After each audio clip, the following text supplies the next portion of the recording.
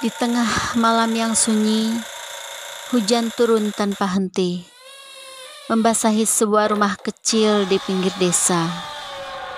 Di dalamnya seorang ibu tua duduk sendiri, menunggu seseorang yang tak pernah pulang.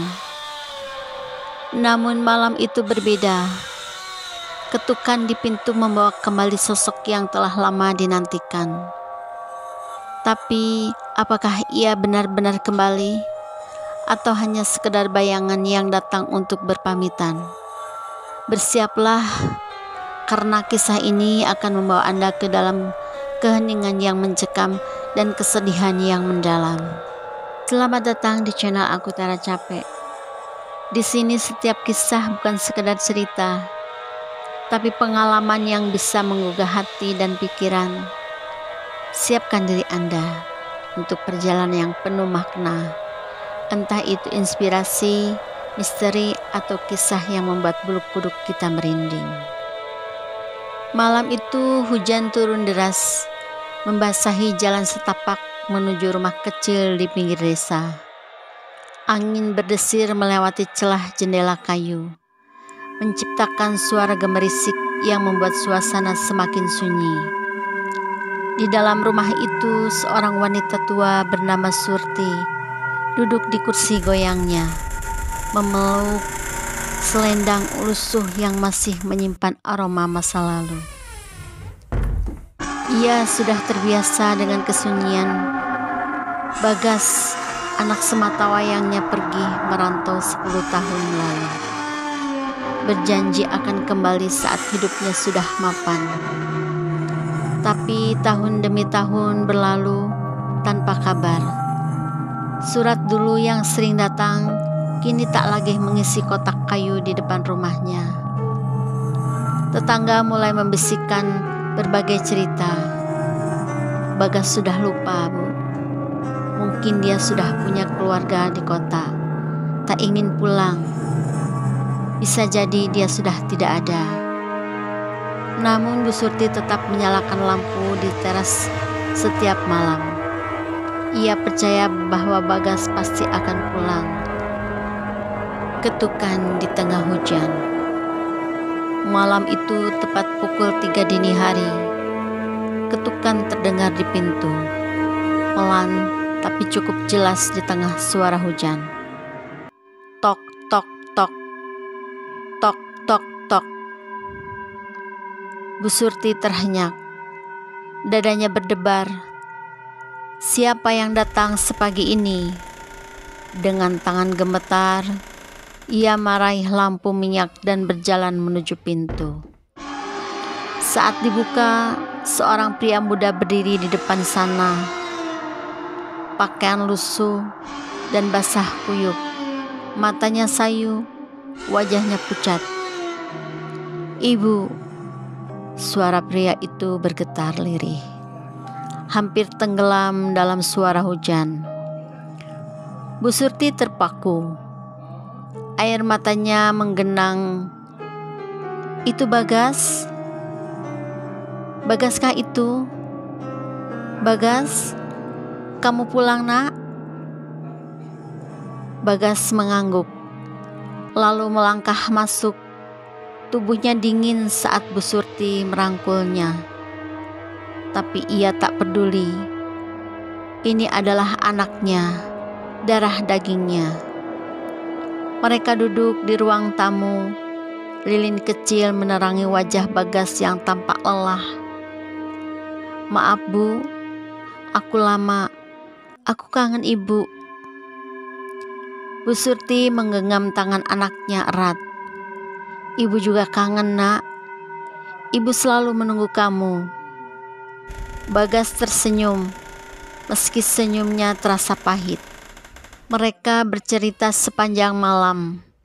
Bagas berkata, betapa sulitnya hidup di perantauan, Bu. Bagaimana ia rindu rumah, ingin pulang tapi tak pernah punya kesempatan. Bu Surti mendengarkan dengan penuh kasih meski hatinya terasa pilu.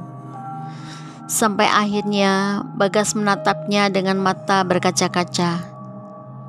"Ibu, Besok pagi, kalau aku tak ada, ibu jangan cari aku ya.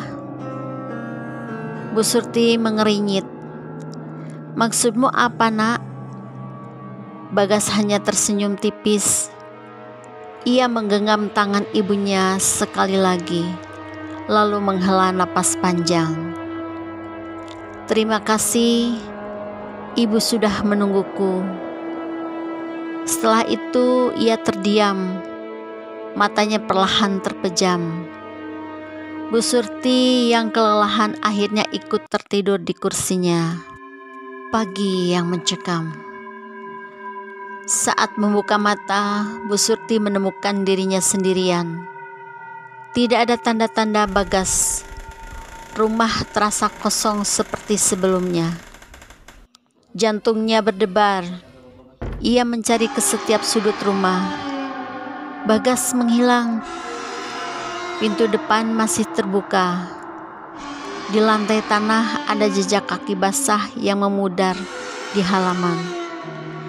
Seakan seorang sempat berdiri di sana, lalu menghilang tanpa bekas. Tapi yang membuatnya gemetar adalah sesuatu yang tergeletak di depan pintu.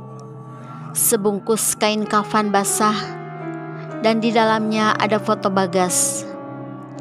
Dengan tangan gemetar, Bu Surti menekan dadanya. Nafasnya sesak, hatinya menjerit.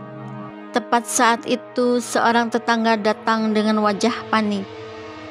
Bu Surti, saya baru dengar berita dari kota. Maaf Bu, Bagas ditemukan meninggal kemarin sore kecelakaan.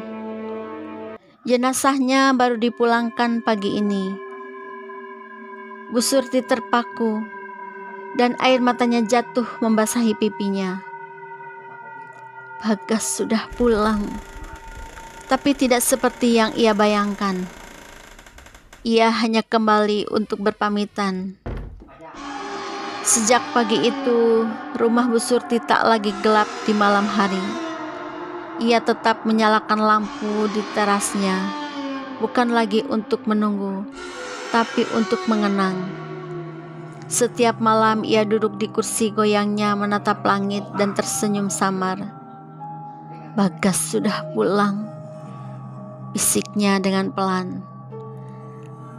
Bahkan dalam perpisahan, Tuhan masih mengizinkannya melihat anaknya sekali lagi. Dan itu sudah cukup baginya. Oke teman-teman, itulah kisah tamu di malam terakhir. Tidak semua kepulangan membawa kebahagiaan, dan tidak semua perpisahan benar-benar berakhir. Kadang mereka yang telah pergi masih punya satu janji terakhir yang harus ditepati. Bagas sudah pulang tapi hanya untuk berpamitan. Dan Bu Surti yakini mengerti bahwa cinta seorang ibu tak pernah mengenal batas. Bahkan setelah maut memisahkan, malam itu sebuah kisah ditutup dengan air mata, namun juga dengan keikhlasan. Karena pada akhirnya yang pergi tetap harus pergi, dan yang ditinggalkan harus belajar merelakan.